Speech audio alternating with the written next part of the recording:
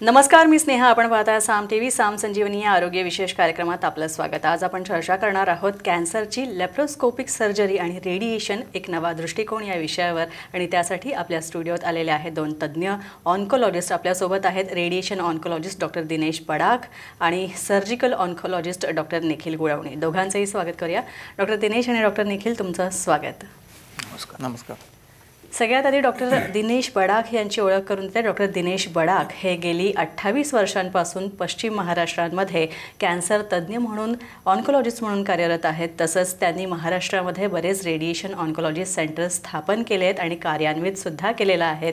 तसंच त्यांच्या मार्गदर्शनाखाली काही सेंटर्समध्ये DNB ऑन्कोलॉजी कोर्ससुद्धा सुरू करण्यात आलेले आहेत. 3D CRRT तसंच IMRT, VMAT तसंच SBRT, SRT आणि SRS इत्यादी रेडिएशन उपचारांमध्ये डॉक्टर दिनेश हे तज्ज्ञ डॉक्टर आहेत. तसंच त्यांचा हेड अँड नेक तसंच मेंदू, ब्रेस्ट, अन्ननलिका, फुफ्फुस, गर्भाशय आणि आतड्यांचा कर्करोग यावर प्रदीर्घ असा त्यांचा अभ्यास आहे. त्यांनी आतापर्यंत 40,000हून अधिक कर्करोगग्रस्त रुग्णांवर उपचार केलेले आहेत आणि त्यांना बरं केलेलं आहे. तसंच डॉक्टर निखिल यांच्याविषयी आता जाणून घेऊया. डॉक्टर निखिल गुळवणी हे DNB super speciality surgical oncologist आहेत. त्यांनी टाटा मेमोरियल सेंटर मुंबई इथं लेप्रोस्कोपिक कोलॅक्ट्रल कॅन्सर सर्जरीमध्ये काम केलेलं आहे. तसंच त्यांना Gustave Roussy Institute of Oncology France इथं त्यांनी प्रगत सर्जिकल ऑन्कोलॉजीचं प्रशिक्षणसुद्धा घेतलेलं आहे. लेप्रोस्कोपिक आणि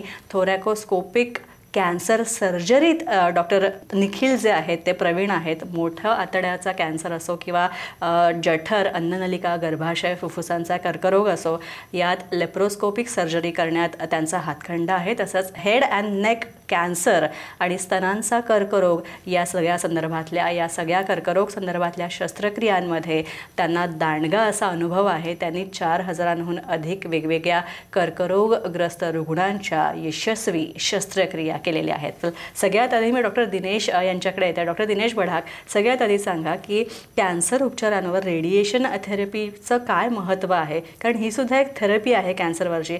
आणि खरंच रेडिएशन थेरपीची गरज एखाद्या कॅन्सरग्रस्त रुग्णाला कधी भासते?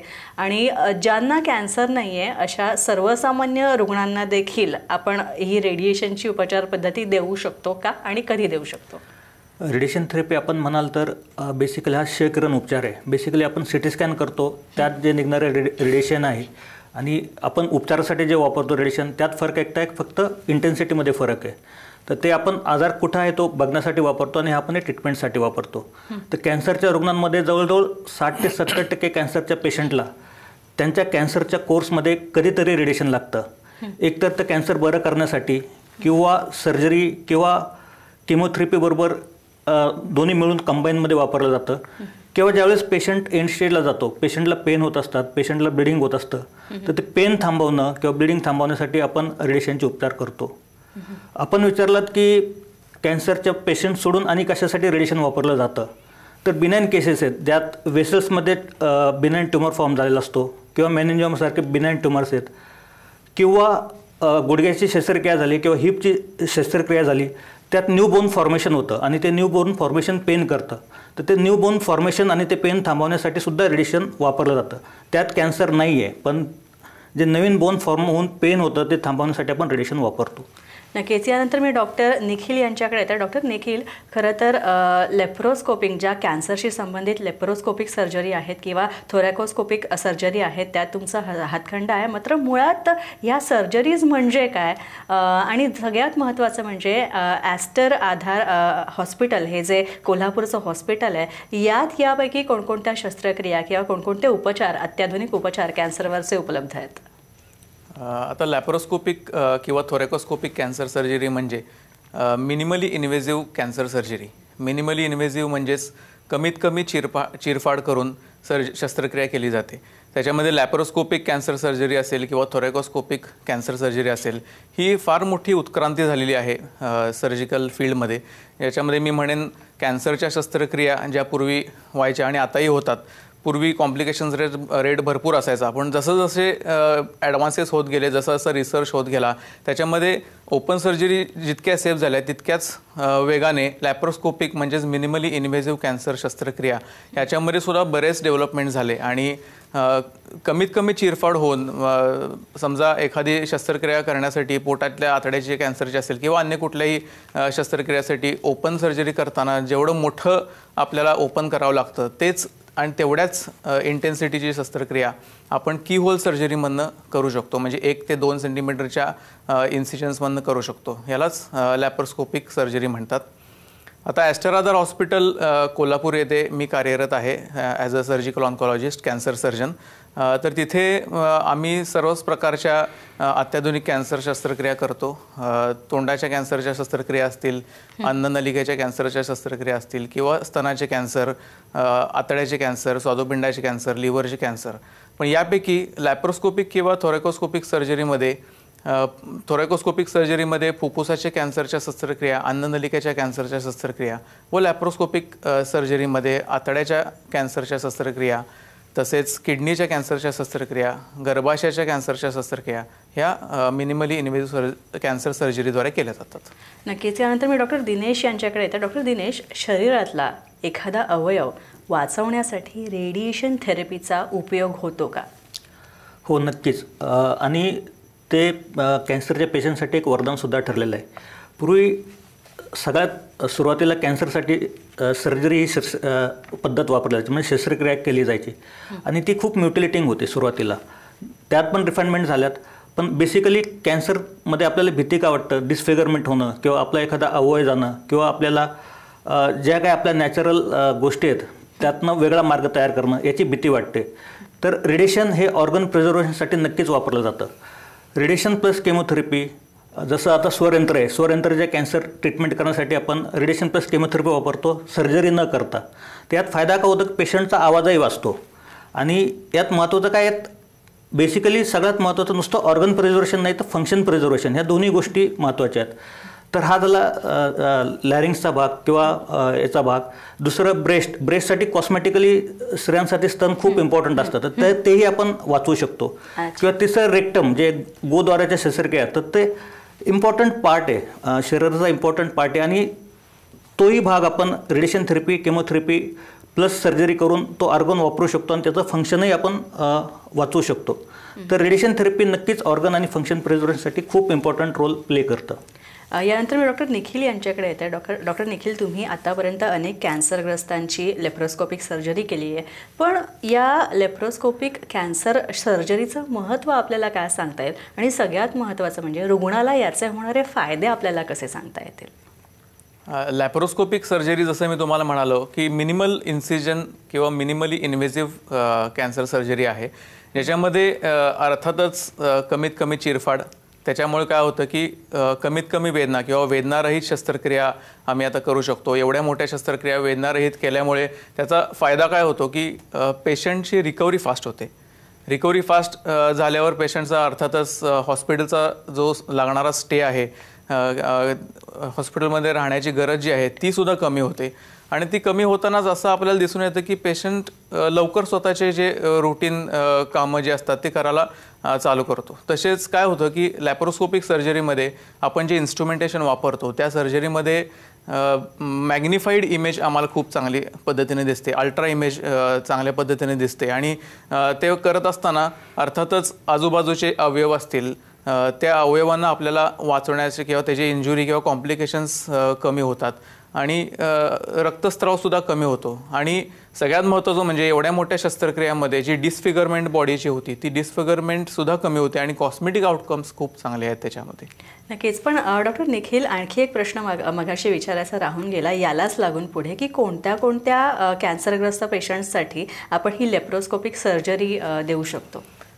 लॅप्रोस्कोपिक कॅन्सर शस्त्रक्रिया ही आतड्याच्या कॅन्सरसाठी फार महत्त्वाची आहे आणि त्याचे बरेच ट्रायल्स झाले आणि लॅप्रोस्कोपिक वर्सेस ओपन सर्जरीमध्ये असं दिसून आलं की ओपन सर्जरी आणि लॅप्रोस्कोपिक सर्जरीमध्ये दोन्हीही रिझल्ट्स सेम असले तरीसुद्धा इक्विव्हलंट ऑन्कॉलॉजिकल आउटकम्स म्हणजे ऑन्कॉलॉजिकल आउटकम म्हणजे काय, कॅन्सरसाठी लागणारं जे कम्प्लिशन सर्जरी लागते त्याच्या क्वालिटीमध्ये काहीही कमी होत नाही. त्याच्यामुळे लॅप्रोस्कोपिक सर्जरीचे आपण फायदे देऊन तेवढ्याच क्वालिटीची कॅन्सर शस्त्रक्रिया ही करू शकतो. तसेच आतड्याच्या कॅन्सरबरोबरच किडनीचे कॅन्सर्स असतील तेही आपण लॅप्रोस्कोपिक सर्जरीद्वारे करू शकतो. आणि गर्भाशयाच्या कॅन्सरसाठी तर ते आता स्टँडर्ड ऑफ केअर आहे. Laparoscopic cancer surgery stage 1 recommendation. आणि थोरॅकोस्कोपिक सर्जरीमध्ये सांगायचं झालं तर फुफ्फुसाचे कॅन्सर्स जे असतात किंवा फुफ्फुसाचा थोडासा भाग काढायचा असेल किंवा फुफ्फुसाचा पूर्ण भाग काढायचा असेल किंवा छातीतल्या इतर गाठी असतील, थायमोमा नावाच्या गाठी असतील किंवा इतर गाठी असतील त्याही आपण दुर्बिणीद्वारे काढू शकतो. तसेच अन्ननलिकेचा कॅन्सर असेल तर तोही थोरॅकोस्कोपिक इसोफेजेक्टोमी नावाच्या शस्त्रक्रियेद्वारे करू शकतो. नक्कीच. यानंतर डॉक्टर दिनेश यांच्याकडे मिळतं. डॉक्टर दिनेश, आणखी एक महत्त्वाचं ते म्हणजे स्टेरिओटॅक्ट्रिक जी उपचार पद्धती आहे ही रेडिओथेरपी आहे. तर ही उपचार पद्धती कोणत्या प्रकारच्या कॅन्सरग्रस्त रुग्णांसाठी आपण देऊ शकतो?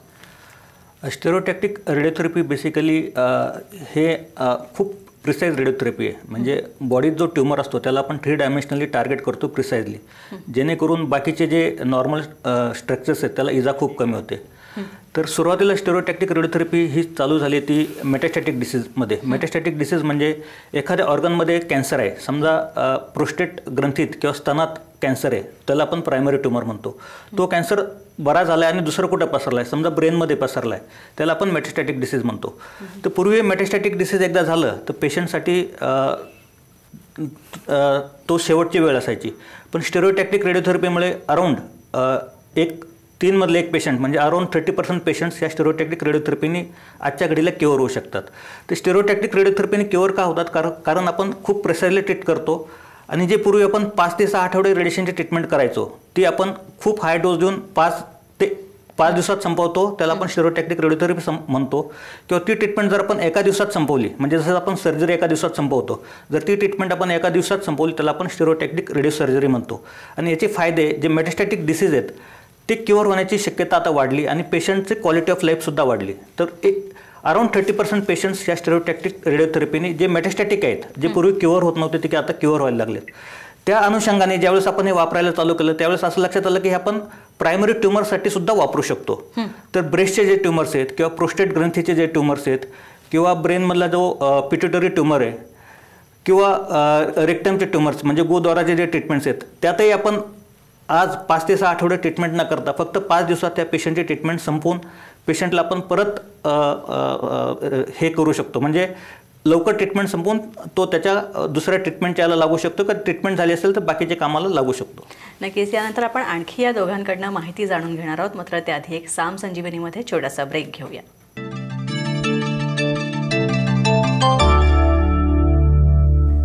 ब्रेक नंतर साम संजीवनीमध्ये आपलं स्वागत. मी पुन्हा डॉक्टर निखिल यांच्याकडेच येते. डॉक्टर निखिल, हायपेक शस्त्रक्रिया म्हणजे काय आणि ॲस्टर आधार हॉस्पिटल जे कोल्हापूर इथे आहे इथे या शस्त्रक्रिया होऊ शकतात का? अधिक माहिती द्या. हायपेक शस्त्रक्रिया म्हणजे हायपरथर्मिक इंट्रापेरिटोनियल किमोथेरपी. आता ही हायपेक शस्त्रक्रिया म्हणजे 2 प्रकारे होते किंवा त्याच्यामध्ये 2 स्टेप्स असतात. त्या स्टेपमध्ये काय असतं की ही ॲक्च्युली अतिशय विशेष व नाविन्यपूर्ण शस्त्रक्रिया आहे जी फार कमी ठिकाणी होते आणि सध्याच्या काही वर्षांमधलीच ही शस्त्रक्रिया जी आहे ती नवीन आलेली आहे. त्याच्यामध्ये हायपरथर्मिक इंट्रापेरिटोनियल किमोथेरपी या प्रोसिजरच्या आधी सायटोरिडक्टिव्ह सर्जरी ही शस्त्रक्रिया केली जाते. आता सायटोरिडक्टिव्ह सर्जरी म्हणजे काय? सायटोरिडक्टिव्ह सर्जरीमध्ये सायटो म्हणजे कॅन्सर किंवा कॅन्सरचे ट्युमर जे असतात ते सगळे काढले जातात. आता ही शस्त्रक्रिया जी आहे ती पोटातल्या काही अवयवांच्या कॅन्सरसाठी वापरली जाते. सगळ्यात महत्त्वाचं म्हणजे अंडाशयाचा कॅन्सर आहे, अंडाशयाच्या कॅन्सरसाठी ही शस्त्रक्रिया जास्त करून वापरली जाते. तसेच कोलोरेक्टल कॅन्सर म्हणजेच मोठ्या आतड्याच्या कॅन्सरच्या शस्त्रक्रिया आणि जठराच्या कॅन्सरच्या शस्त्रक्रिया तसेच अपेंडिक्सच्या काही कॅन्सरच्या शस्त्रक्रियासाठी ही वापरली जाते. आता ही शस्त्रक्रिया म्हणजे काय की या शस्त्रक्रियामध्ये पेरिटोनियम म्हणजे पोटाच्या आतलं जे आवरण असतं किंवा पृष्ठभाग जो असतो त्याच्यावरती जास्त करून डिपॉझिट्स कॅन्सरचे जर झाले असतील तर त्या शस्त्रक्रियेमध्ये हे सर्व काढलं जातं.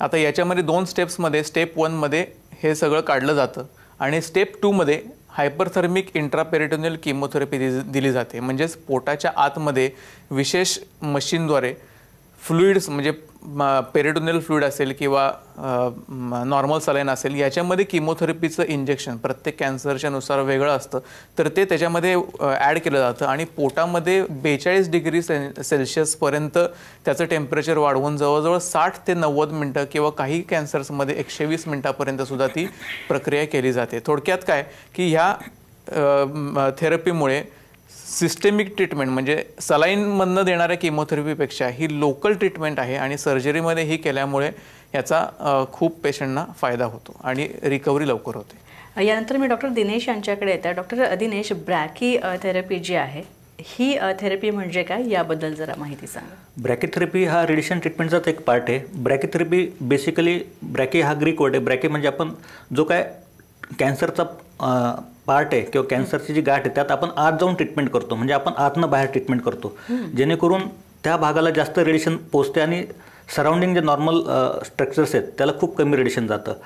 रुटीन याच्यात आपण स्किनमधनं ट्युमरकडे जातो, ब्रॅकीमध्ये आपण ट्युमरमधनं बाहेर येतो रेडिएशन देत. तर त्यामुळे खूप हाय डोज आपण तिथं दिला जाऊ शकतो. आणि मला सांगायचं महत्त्वाचं म्हणजे स्त्रियांचे जे गर्भाशयाचे कॅन्सर्स आहेत ते विदाऊट ब्रॅकीथेरपी क्युअर होऊ शकत नाहीत.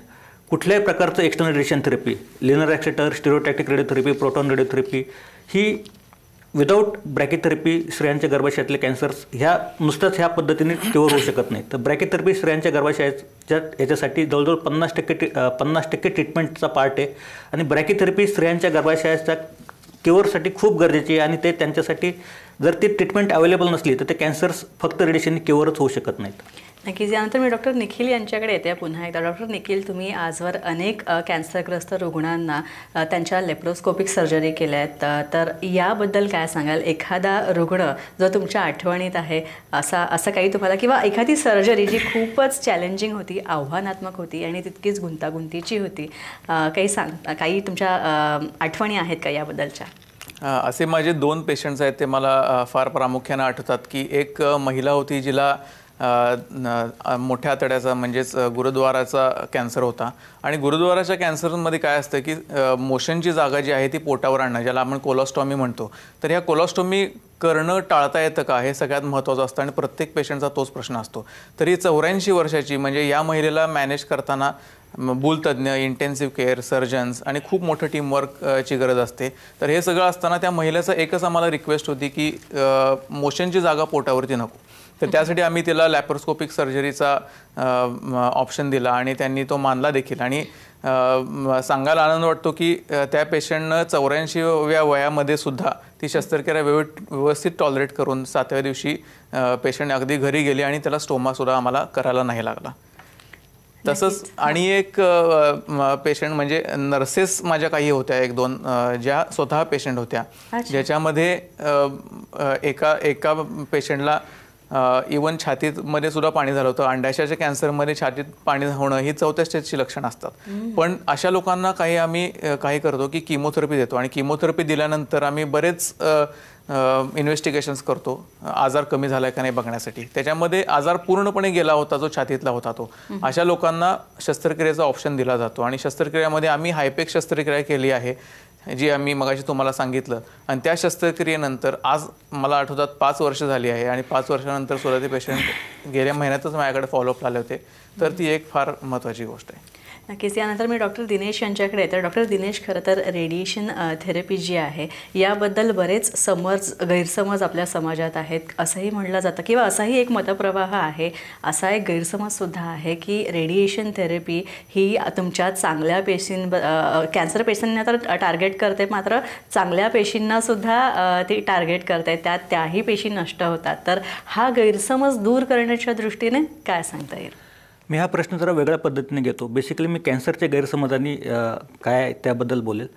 तर कॅन्सरमध्ये बेसिकली लोक बायोप्सी घ्यायला तयार होत नाहीत. तर आपण जसं म्हणतो की शीतावरनं भाताची परीक्षा, तर त्या आजार ट्रीट करण्याअगोदर त्या आजाराबद्दल आपल्याला जेवढी जास्त काही माहिती होईल तेवढं आपण त्याला व्यवस्थित ट्रीटमेंट करू शकतो. आणि साधं बायोप्सीने आपण त्या कॅन्सरचा गुणधर्म काय आहे, त्याच्यात कुठले जेनेटिक चेंजेस झालेत, कुठले नाही झाले, त्याला कुठल्या प्रकारे ट्रीटमेंट केली जाऊ शकते हे आपल्याला त्या कॅन्सरचा उपचार करण्याअगोदर कळतं. त्यामुळे आपण व्यवस्थित प्लॅन करू शकतो. तर बरेचसे लोक हा गैरसमज आहे की आपण बायोप्सी घेतली की तो आजार वाढतो. तसं नाही, आपण त्याला व्यवस्थित ट्रीटमेंट करू शकतो.